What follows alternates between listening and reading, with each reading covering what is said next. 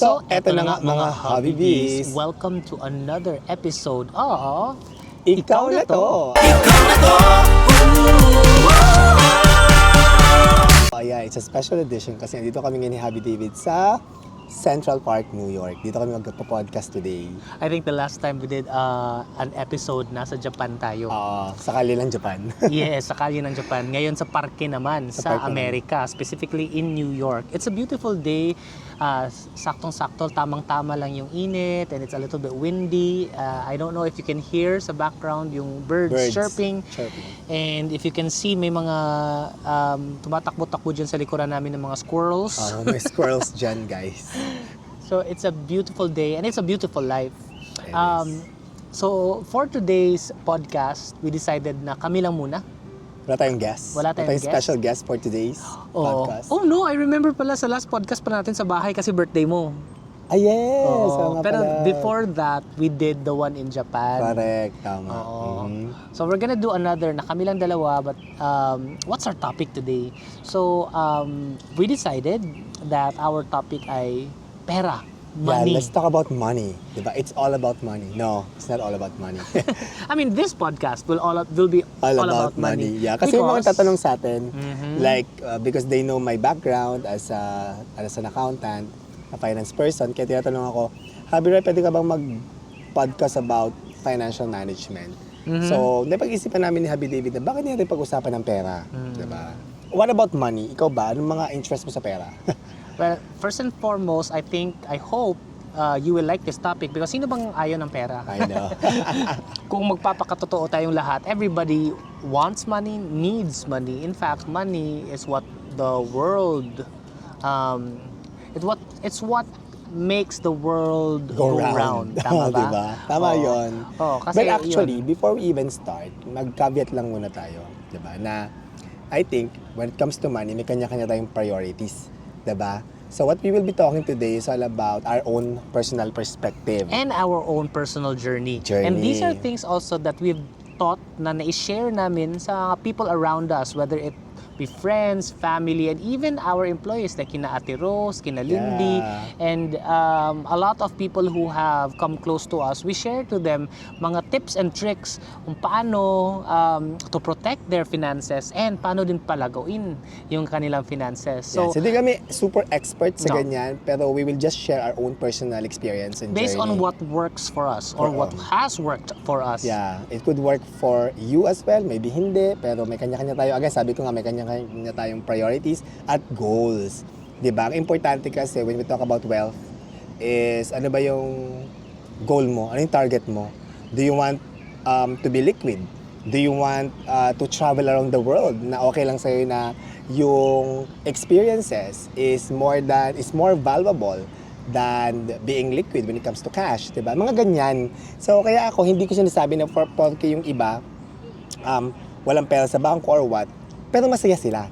Because yung target nila, yung goal nila, for them, yung value ng kanilang pag-spend ng pera is nasa traveling, for example. Sa mga ganyang bagay. Pero kami, personally, like ako, I've always been interested with real estate.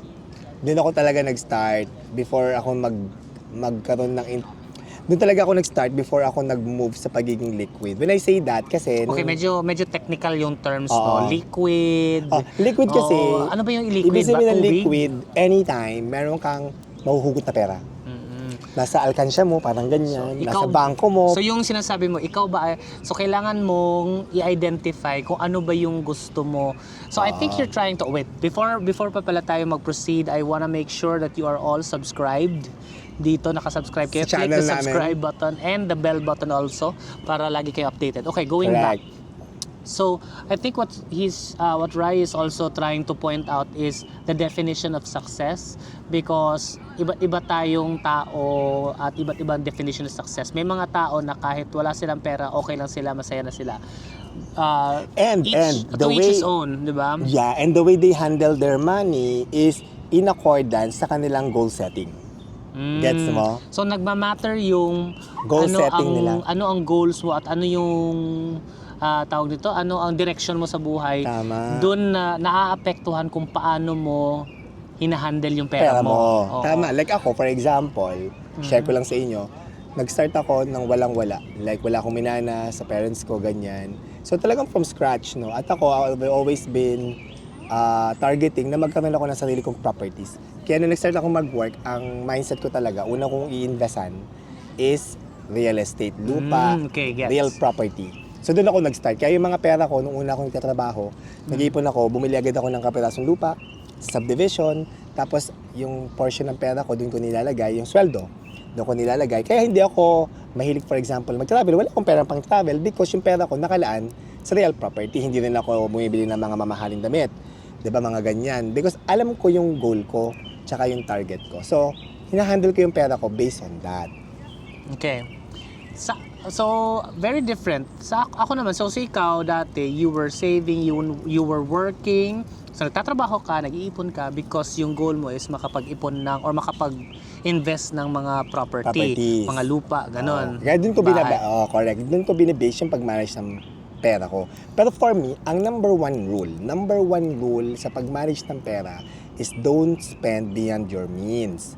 Huwag kang gagastos ng sobra-sobra sa kinikita mo kasi naturally, obviously, maglo-loss ka, magne-net, Okay, medyo nagja-jump na tayo super far na kasi nandun pa tayo sa goal setting. Wait lang. Wait lang. Okay, so una-una sa lahat, when in terms of finances, kailangan mong ma-identify ano yung goal mo. Correct. Ano bang gusto mong mangyari? Ano bang gusto mong mabili? Ano bang pinag-iipunan mo? Kasi Correct. pwede din kasi ikaw, katulad ko, when I was younger, I did not have that. Wala akong goal about magkaroon ng sariling bahay o wala akong ganun. Oo. Para So, anong sa goal akin- mo nung bata ka? Para sa akin, kailangan ko lang may pera akong magagamit panggastos sa mga Basic needs. tapos may extra ako para sa mga leisure ko. Like for example, gusto kong pumarty, gusto kong Gets. gumala, ganun lang. Gets. Pag nako-cover ko na yung lahat, nakakain ako, bayad ko yung telephone Bills mo. bills ko, bayad ko yung boarding house ko, tapos nakakapag-party ako, nakakainom ako, nakakanood ako ng sine, happy na ako doon. Gets Ganun ako. kita. So I think there are people like that. So so yun nga ang sinasabi mo.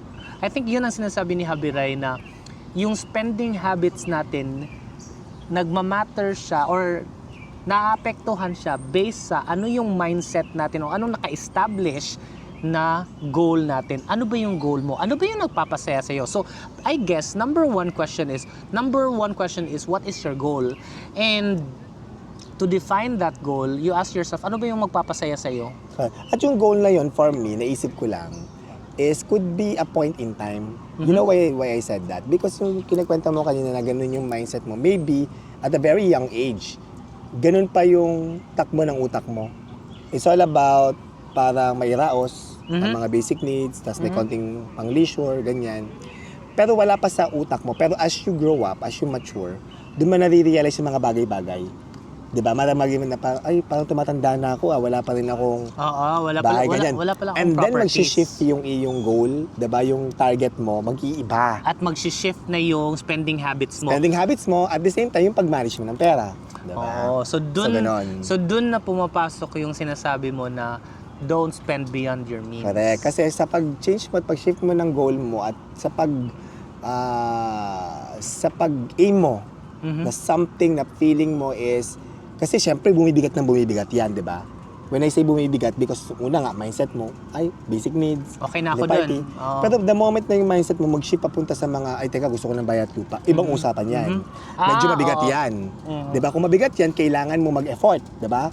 Kailangan mong kumayod, di ba? You have to earn a lot, di ba? Para ma-achieve mo mga yan.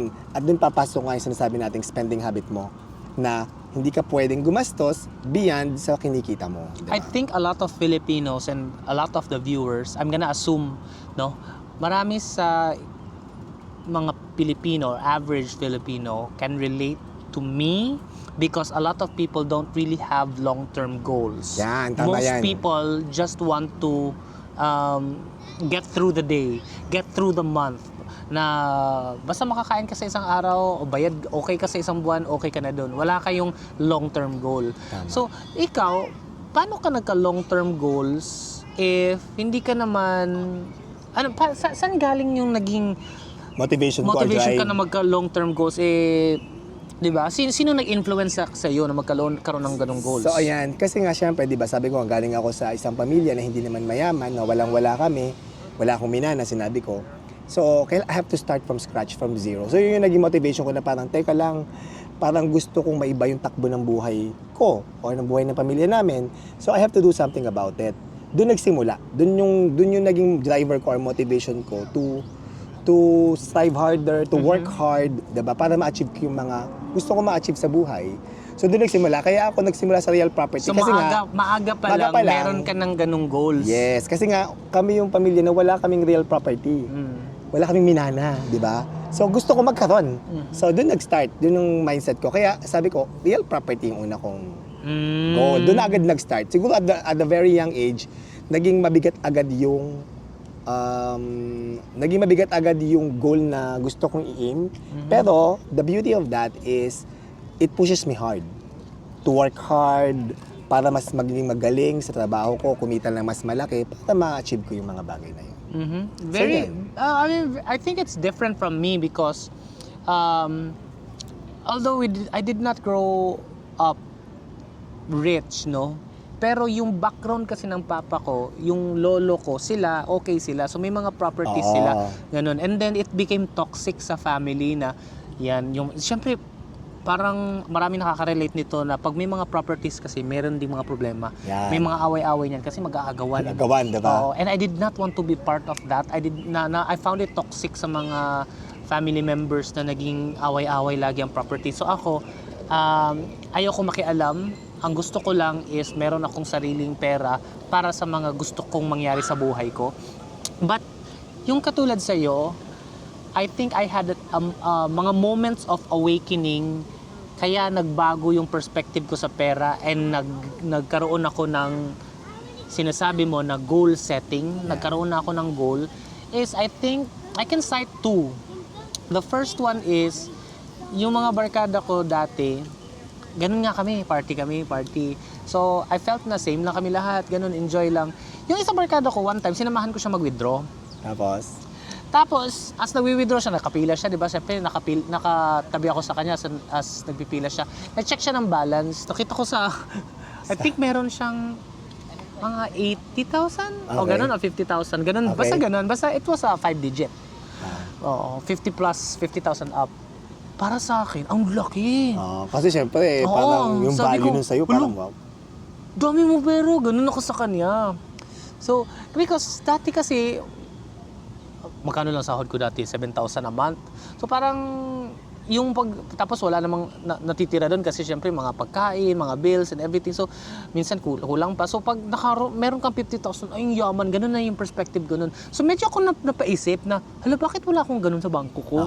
Ay, ilang taon na ako? Parang merong, hindi namang inggit, but more of like, awakening, eye-opener. Oo, realization mo na, sa'yo. how old am I? Ano bang na-achieve ko? Meron na ba akong ipon? Ganon. Another thing, ang pinaka-biggest impact sa akin was si Papa.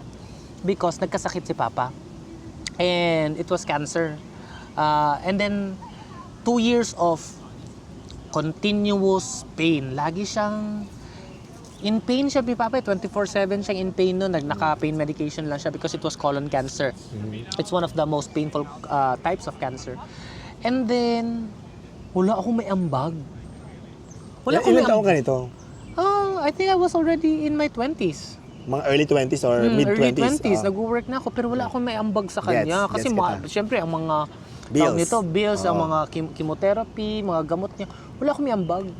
Tapos nakikita ko nagsasuffer ang papa ko. Sabi ko kahit man lang mabilhan ko ng upuan si Papa para komportable siya umupo kasi hindi na siya makalakad. So I wanted to buy him that, yung parang ergonomic chair or something. Hindi, yung couch. Hindi, parang siyang chair na yung hihiga din, gano'n, na komportable. Tapos tinignan ko sa mall, 15,000. Sabi ko hindi ko afford. Okay. So na-realize mo din na parang... Doon ko na na-realize na parang wala akong silbi. Gets. Parang 20 plus na ako, wala pa akong nasisimulan. I think I was Yeah, I was 26, 27 na nun. Okay. Sabi ko, wala pa ako nasisimulan. So nung na-realize mo yung mga bagay na yan, May work ako, may pera ako, pero wala akong extra para maitulong sa family ko, para maitulong sa papa kong may sakit. so anong ginawa mo? Nung na-realize mo yung mga bagay na yan? Lumuwas ako ng Manila. Oo, doon ka na That was nag-decide. the very first time I decided na tigil ko na tong mga pa-part-time ko, pa-freelance ko lang sa probinsya.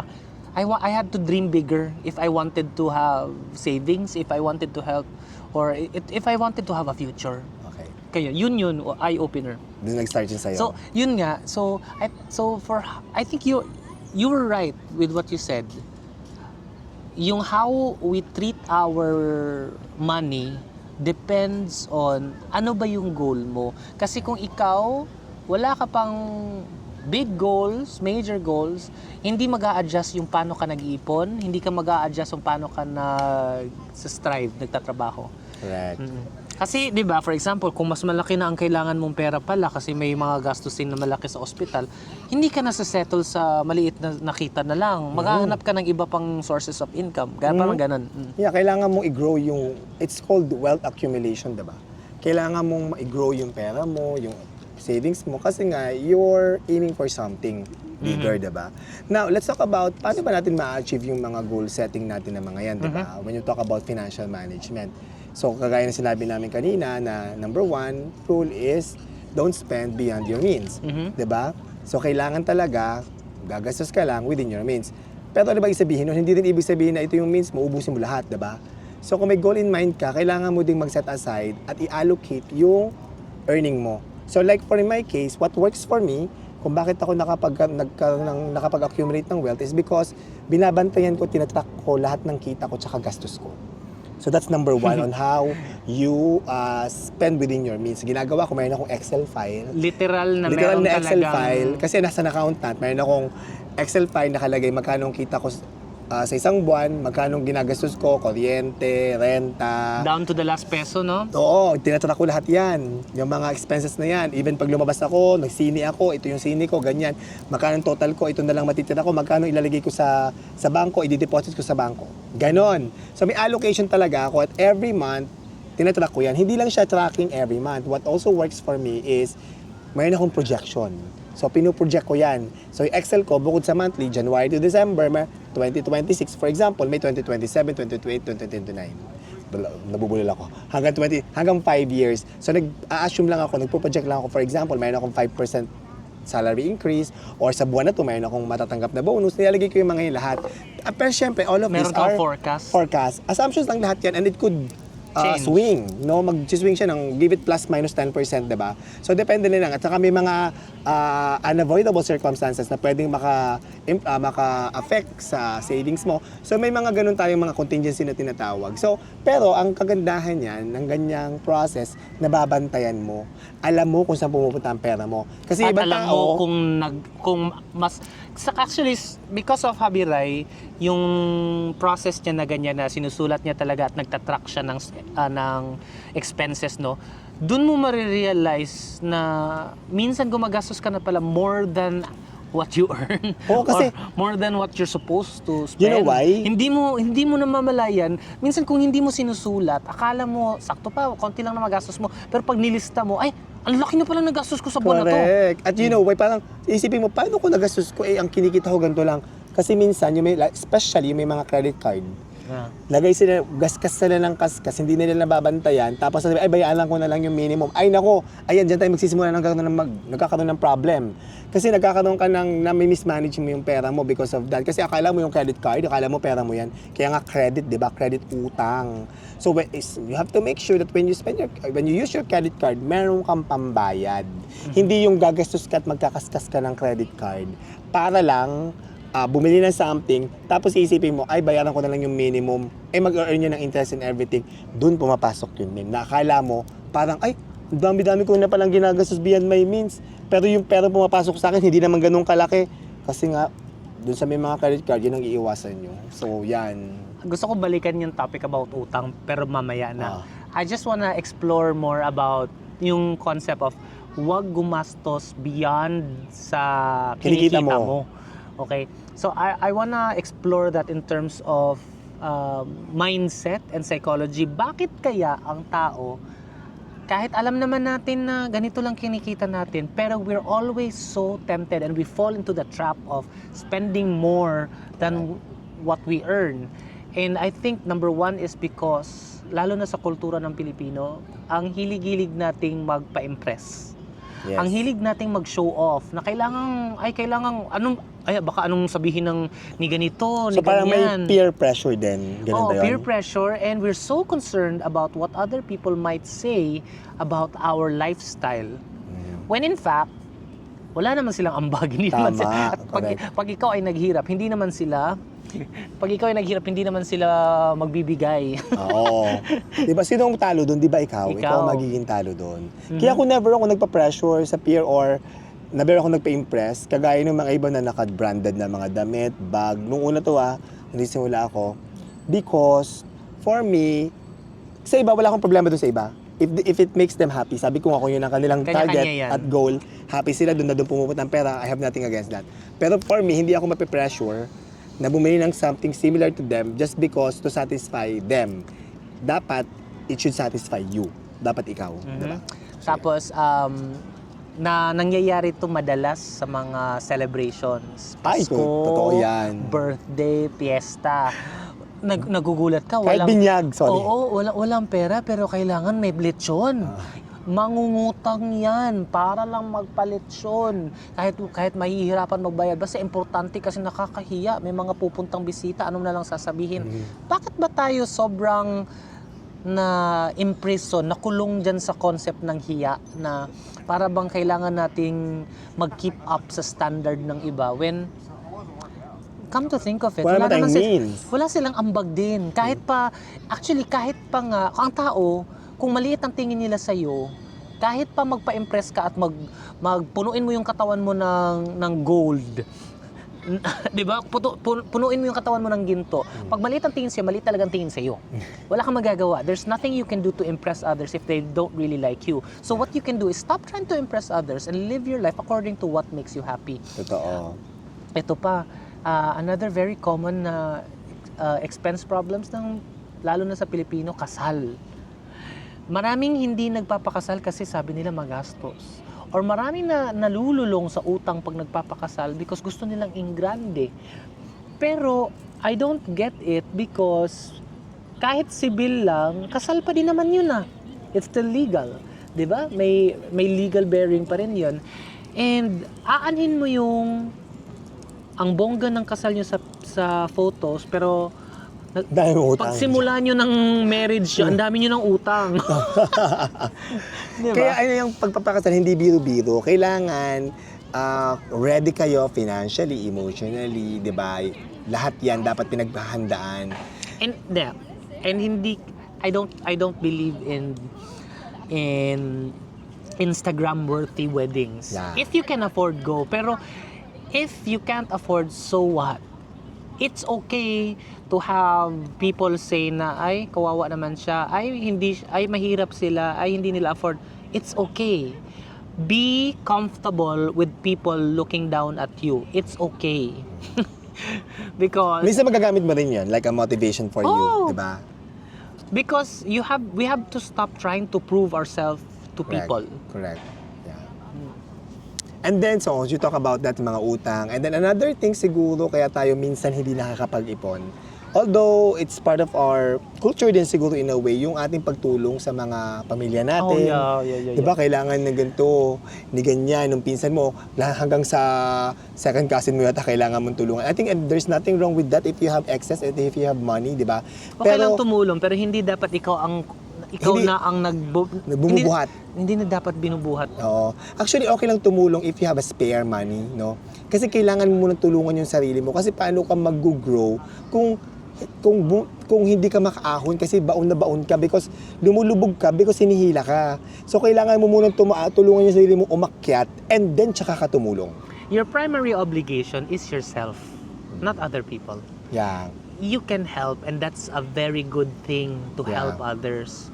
Pero hindi siya obligasyon. Oo, hindi siya obligasyon. I mean, you Hindi can- ka masamang tao pag hindi ka nakatulong. I mean, of course, there will be some exceptions, no? For example, pag talagang Hindi. urgent matters, Hindi. urgent things na kailangan mo talagang gumawa ng paraan, yan talagang ginagawa natin yan. Hindi, What katulad I'm ng sinabi saying, mo is, kung may extra ka, Doon. okay lang tumulong. Oo. Pero kung wala kang extra, hindi ka maging masamang tao kung wala kang maibigay. Tama, correct. Don't punish yourself pag hindi ka nakapagbigay. Kasi kung wala ka naman talagang maibibigay, that's okay. Yeah. Pero ang sinasabi ko kasi situation is, for example, especially sa immediate family mo, mayroong no hospital or what, di ba? Mangungutang ka, okay lang yun. Kasi immediate, at that yeah. point in time, Depend- kailangan mo talaga kasi. Yeah, pero, yung I sasabihin natin na, hoy, teka lang, obligation monthly, kailangan nagbibigay ka kay ganito. Pero alam mo Needs. sa sarili mo, na hindi mo kaya na masuportahan ng ganun, then you have to raise your hand and say na parang eto lang yung kaya kong itulong or hindi ko muna kayang tulungan because I have to prioritize myself first, di ba? Kasi kung ganyan ang ating environment, sabi ko nga kanina, patuloy tayong lulubog at lulubog. Tulungan mo muna yung sarili mong umangat bago ka magtumulong. Actually, sa side ko, dyan ako naging okay because there was a point in time na sa aking career, sa aking pag-manage ko ng pera ko and everything, parang nagbibigay ako lagi sa nanay ko, sa tumutulong sa kapatid ko, pinapag-aral ko and everything, and that's okay. Because yun yung priority ko kaya ko pa Pero ang kagandahan niyan, after ko nung obligation, hindi ko nung obligation, pero sarili ko nung kusa akong tulong yon. After that, natulungan ako, umakit ako ng umakit hanggang sa dumating yung time na parang hindi na ako na kailangan magbigay every month or what, natutulungan ko yung sarili ko hanggang ngayon na okay na ako, gano'n, na I can only give help kung kailangan kong tumulong, ganyan, at mayroon na akong experience. So, ganun dapat kasi ang hirap umangat sa buhay kung sa simula pa lang lubog ka na. Yeah, that's true. There's a toxic kasi din na culture sa Filipino, and I think it's called financial entitlement. Yung para bang inoobliga nila yung mga iba na, for example, nakakita sila ng mas nakaangat-angat konti, nakita kanilang umangat-angat konti, naging komportable yung buhay mo. So para sa kanila, dapat magbigay ka din sa kanila. Dapat magbigay ka kasi kami ang mahirap so dapat bigyan mo kami. I understand that giving is a beautiful thing, but it should not be obligation. obliged. It You should shouldn't not be be obligated on anybody. It should not be put on anybody na kailangan mo magbigay. Kasi it doesn't mean na mahirap ka, kailangan kang bigyan. May gano'n, ang daming Pinoy na Maraming gano'n. may feeling ng entitlement. Na since mahirap ako, dapat bigyan mo ko. Pero dapat kasi ang mindset dyan is, dahil mahirap ako, kailangan kong umangat, kailangan kong kumayod, kailangan kong maghanap ng way kung paano ako kikita. It should be a call to action. Hindi siya something na kailangan aasa ka lang sa tulong. Sabi nga nila, don't give You cannot give when your tank is empty. Yun ba yun? Or don't give a fish. Don't give a fish. Don't give man a fish. Yeah, Teach them how to fish. Yan, don't give men a fish. Teach them how to fish. Yun ang kailangan mong gawin. Kasi kung bibigyan mo lang siya lagi ng bibigyan, wala, aasan na lang siya sa ganun. As opposed that, tulungan mo siya, makalo magkatrabaho and everything. Yun ang pinakang mas importanteng bagay. Yun din ang problem sa atin na culture because marami sa atin sinasanay natin ang dependency na since nakita naman nila na nagbibigay ka o di forever na lang sila humihingi. Yeah. Hindi na sila naghahanap ng solusyon. When in fact, ang human nature is pag ilagay mo sa situation na kailangan maghanap ng solusyon, makakahanap yan sila ng solusyon. Pero hanggat nandyan kang tumutulong at nagbibigay, hindi yan sila maghahanap ng solusyon. Nandyan ka Tama. Totoo yan. Nandyan ka Very simple. Itong financial entitlement ng mga Pinoy, you can see that even in gifts na since mahirap ako, bigyan mo ako. Pero ikaw mayaman ka, okay lang yan, huwag mo na bigyan. Dapat libre mo lang ako lagi. Nag-i-expect lagi ng libre. It's not that gusto, like, kung ikaw mayaman, hindi naman ikaw nag-i-expect na bigyan ka. Pero masarap ang feeling na may nakakaalala sa'yo. Yeah, totoo yan. So anyway, going back naman ulit sa ating financial management, no? So yun nga, kailangan mo 'di ba ayusin yung pag-manage ng pera mo. Now, another thing that works for me is nung nakakaipon-ipon na ako, 'di ba? Magkaroon na ako ng excess na pera. Paano ko naman pinaikot yung pera ko, 'di ba? So ako, ang ginawa ko noon, talagang sabi ko, apart from tracking, so dahil nagta-track ako ng pera ko, nakikita ko yung excess pera ko, next mindset ko is saan ko ilalagay yung pera ko para di natutulog. Diba? So, kailangan mong isipin yung, In-invest. kailangan mo mag-invest. Again, you can always invest in again sa real property kasi nag-accumulate ang value ng mga real property and everything. Pero, pag meron ka pang mga spare, sa akin, what works for me is, nilalagay ko for example sa mga time deposit or sa mga stocks, may mga ganyan akong mga strategy sa financial management ko. And yung sa stocks ko kasi is more of a company stocks kaya medyo mas madaling i-handle as opposed sa active trading. So pero kung kayo, mahilig kayo mag-active trading at magaling kayong mag-manage ng mga mag-trade, then do it. Pero for me kasi, ako naman ang mindset ko din kasi, nakabasa kasi ako before na kailangan daw hindi ka nagtatrabaho para sa pera. Kailangan daw yung pera mo nagtatrabaho para sa'yo. So your money should work for you. And when we say that, ibig sabihin, when nakaipon ka na ng maraming pera, again, i-time deposit mo and everything, magkakaroon ng interest, ganyan, yun ang next goal natin. Kailangan, ang tawag nga namin dyan is living on interest, LOI. Dapat Ang goal LOI ka. natin is dumating tayo, mag-save enough money and invest enough money to the point na yung interest ng savings mo, yun na lang ang Ginagamit mo pang gastos. Panggastos mo, Hindi mo na diba? ginagalaw yung pera mo. Correct. Pero syempre, it's gonna be a long run. Hindi It's not yan gonna siya be an overnight. No, It's not gonna be an overnight Not even a thing. year. Yes. So, kailangan mo lang talagang magtrabaho, work harder, diba? And be patient. Be patient about it, And be diba? disciplined. Yan. Tama, gusto ko yon. Sinabi mo, disiplina ang kailangan dyan. Kasi wala kung, again, kagaya pinag-usapan na kayo na magpapapressure ka, bigay ka ng bigay, party ka ng party, whatever. Meron Then hindi mo siya ma-achieve.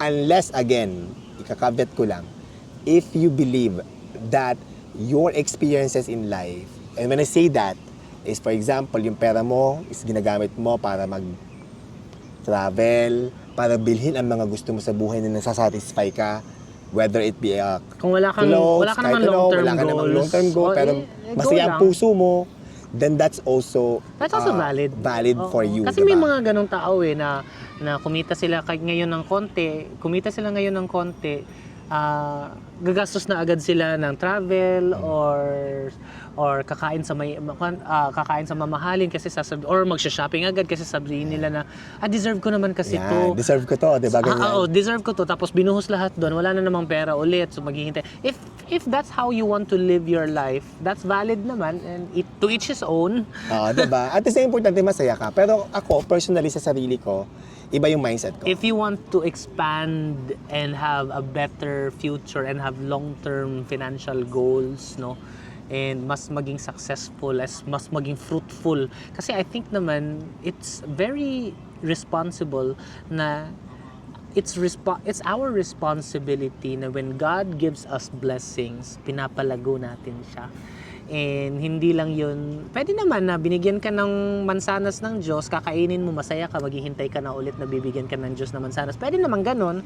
Pwede din na binigyan ka ng Diyos ng mansanas, tinanim mo yung buto, pinalago mo, ang dami na, tapos mas marami ka pang nakakain ka na, nakakain pa yung iba. Diba? I think mas matutuwa ang Diyos doon. No. So, mamili ka kung aling story doon ang gusto mo. We're not in the place to judge you for your choices in life. Yeah. Pero sa amin, we especially ako, na I changed my mindset on how to handle money and savings. Ganun lang yung mas pinili namin na path. Na path, diba? And that path works for us. So, hopefully kayo, mag-isip-isip din kayo kung paano nyo gustong i-manage ang pera nyo. Ano ba yung target nyo? Ano bang goal nyo sa buhay nyo, diba? So, at samahan nyo yan ng sipag. Discipline, sipag. Kailangan Question. Utang. Question ko, utang. Mali ba o tama ang utang? Well, depende yan sa kung paano mo gagamitin. So for me, ang utang kasi, especially in the context of business, is hindi masama. You know why? Kasi sa totoo lang naman, marami din naman talagang businessman dyan or mga entrepreneur na kaya lumaki yung kanilang negosyo dahil sa utang. Pero because nung umutang sila pinalago nila yung pera. 'Di ba? When they Hindi umutang kapag kumukuha para sila lang- ng loan, 'di ba? Hindi sila umutang para lang Panggastos lang. panggastos lang ng something, 'di ba? Umutang sila pang negosyo for example. Syempre nakita na nila na yung kikitain nila sa negosyo is mas malaki kumpara sa interest ng utang na babayaran nila. So yun ang mga kailangan mong i-consider diyan. So utang is not masama kung tama yung purpose. Kung tama kung saan mo gagamitin. Ngayon, kung ang utang mo is ginamit mo lang para mag-party or para bumili ng mamahaling damit. Or umutang Diba? ka at alam mo namang wala kang Pambayad. kasiguraduhang makakabayad ka. Yan. May Yan ang medyo something. kailangan yung pag-isipan. Pero kung umutang ka because of a family reason, emergency, hospital, or may kailangan ng pamilya mo na talagang kailangan ng pera at wala kang maibigay, kailangan okay lang din yan as long as yung inutang mo is alam mong kaya mong bayaran. Sa akin naman, yung utang, I think it should be last resort. Like, dulong-dulo na talaga na wala nang ibang choice kundi umutang. Pero kung marami ka pang ibang solutions, try to exhaust all Resources and effort. solutions. Gawin mo lahat muna bago ka pumunta sa utang. Huwag muna utang agad. Tama. Na Tsaka alam mo yung magka-problema utang, ka lang ngayon ng pera, utang na ang first na solusyon para sa iyo. yung utang nakakasira ng relationship. Ang utang nakakasira ng reputation. Kaya hindi ako nagpapautang eh. Ako din eh. Minsan pag kasi syempre as much as you want na mag-help, kaya lang minsan kasi alam mo walang pambayad or what, so ginagawa mo na lang is parang ay teka lang, di na lang kita pautangin, bigyan na lang kita ng ganitong amount. For example, para di masama sa loob mo, di ba? For example, mag-uutang ng 5,000, bigyan mo na lang ng 1,000. Ako marami mong utang sa'yo ng 5,000 yan, Pero bibigyan mo yun ng din ang problem. Pero you have to know your boundaries, ha? Exactly. Because if ma-notice mo na, binigyan mo ng 1,000, para makatulong na, ay, pabalik-balik na lang sa'yo. Ay, Kasi iba na alam naman, yun. Diba? you have to set your boundaries naman. At saka hindi porke, tandaan nyo, hindi porke may pera kayo, magpapautang na kayo, Yeah. gamitin nyo yung pera nyo para palaguin. Yun ang pinaka-the best. Yeah, gamitin yung pera nyo Mag-business kayo. para palaguin, para sa goals nyo. Second is para din sa security nyo because in case of emergency in the future, napakamahal magkasakit, napakamahal ma-hospital. Maganda yung sinabi mong yan. Ako kasi, ang rule ko sa life, no, generally, is, hindi ako gagastos. Sasabihin ko lang kung mayroon akong excess na pera, kung may nakaipon na ako na worth 6 months. Ibig sabihin, kaya kung wala man ako ng trabaho or what, ay meron tayo bubuyo. Kung wala man ako ng trabaho na 6 months, kaya ko mabuhay. Emergency fund ko, 6 months. In excess of that, dun ko sasabihin na mayroon akong excess na pera. Ganun siya, Biray. Hindi siya, like, kung ano yung sahod niya this month, mabayaran niya yung bills, tapos yung excess ng bills, yun yung sasabihin niya may pera ko. No. I-allocate niya muna yung pera niya for 6 months, tapos yung 6 months na buhay na siya doon, yung excess nun, yun yung sasabihin niyang may pera ko, may extra ko, may ganun. pera ko, ganyan. In the same, I think similar, ngayon pa lang, recently, in my adult life, doon ko natutunan din yung tawag dito, mag-hold back. Like for example, I set myself a budget na isa-save. I wanna save up to, for example, 50,000. Pag na-save ko na yung 50,000, hindi ko gagalawin yan. Kakayod pa ako more para mag-excess ako ng 50,000, umabot ako ng 55. Yung 5,000, yun yung panggastos ko. Yung 50, hindi ko yan gagalawin. Every excess, yun lang yung gagalawin ko. Tapos, habang kumakayod ako, nadadagdagan yung savings ko na yan, nagiging 60. Magsiset akong bagong goal, aabot ako dapat ng 100. Pag umabot ako 100, yung excess ng 100, yun lang yung gagastusin ko, yun yung pwede kong ipautang or ipang leisure ko, ganun. So, you have to set your limit and your quota kung saan sasabihin mo na, uy, hindi ko gagalawin yan, kahit anong mangyari. Correct. Kasi the moment na gumastos kayo or what, walang mangyayari because kapag wala kayong emergency fund, wala kayong huhugutin. Kung may magkasakit, 'di ba? Or mawalan ka ng trabaho bigla, 'di ba? Paano ka? Ang dami pa namang tao importante. na nandyan para sa atin pag meron tayo. Pero pag ikaw nang nangangailangan, naglalaho. Totoo yan. Ang dami nakaka-relate niyan. Yeah, totoo So, yan. the best thing is to help yourself, help your future self. 'Di ba? Paghandaan mo 'yun. Tapos may question ako sa iyo. Yes. How about swerte? Hindi mo alam ba tayo sa swerte? I think, yung luck kasi, siguro it's there, pero kapag nakuha mo yung luck na yon, pang-alagaan mo at i-sustain mo. When I say that, kapag sunati ka, for example, sa trabaho, natanggap ka, di ba? Out of many applicants, di ba? Natanggap ka. Hindi doon nagtatapos. Kailangan i-back up mo yan. Magtrabaho ka ng maayos, work hard, Mhm. 'di ba? So you climb the ladder, yeah. 'di ba, of success. For example, sa kung anong trabaho meron ka, 'di ba? Hindi ibig sabihin na sinwerte ka, Doon ka na lang. Doon ka na lang, okay ka na doon. Kasi swerte Pagtrabahuhan naman. mo. You have to take care of the swerte. Another thing, naniniwala... Sorry, meron akong biglang naisip. For example, sa loto, nanalo ka. Mhm. 'Di ba? Swerte mo, nanalo ka, dahil mong pera. Anong ginawa mo? Pinabigyan ko ng mga balato, mo. pinang-shopping, nagpakain ako, ganyan-ganyan, hanggang sa naubos. Ay, maraming kwentong ganyan. Daming kwentong ganyan, di ba? Yan yung sinasabi ko na pag swerte ka ganyan, alagaan mo. Iba kasi yung naging storya sana kung nanalo ka sa loto, binisnes mo or pinalaki mo yung pera, ginaw mo yung wealth mo, versus sa gastos kaya ng gastos. Magkaiba yung tinatahak mong directions. Yeah. What you're talking about is anong dapat ginagawa pag sinuswerte ang tao. Tama, yes. Ang question ko din is actually more on para magkapera, para mag-succeed, kailangan din ba ng swerte o kailangan bang puro kayod? At for me talaga, pagdating sa pera, kailangan mo talagang pagtrabahuhan. I think it's For me. I think it's a mix of both. I think it's a mix of both kasi maraming tao ngayon kahit anong kayod nila sunod-sunod pa rin yung malas. Tama, may point ka din doon. Kaya nga sabi ko nga, kapag sinuwerte ka, pag meron ka manifest na gusto mong Yeah. ng something, so kailangan, at nakuha mo yon, doon mo kailangan pagtrabahuan, Yeah. doon mag-start But ang pagtrabaho. so that's why I think you also believe na Naniniwala din ako sa swerte na parang So, hindi siya- minimanifest ko. Kasi like for me, minanifest ko na before. Sabi ko nga, kwento ko na nakatingin ako sa makakasakay din ako dyan balang araw Yes.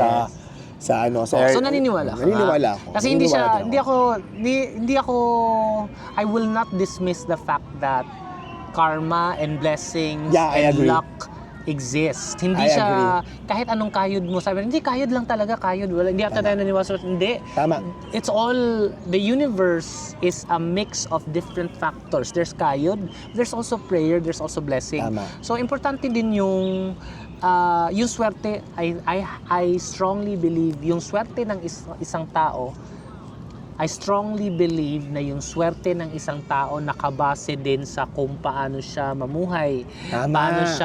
paano siya makihalubilo at paano niya ituring yung kapwa niya. Because naniniwala ako very strongly in karma. Sometimes hindi mo lang nare-realize pero ang laki na pala ng damage na nagagawa mo sa mga tao sa paligid mo. Insensitive ka lang, akala mo okay lang pero ang dami mo palang nasasaktan sa mga Tama. sinasabi mo, sa mga ginagawa mo. Meron pong kapalit yun.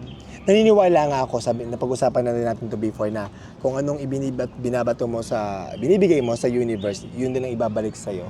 Pero tenfold, diba?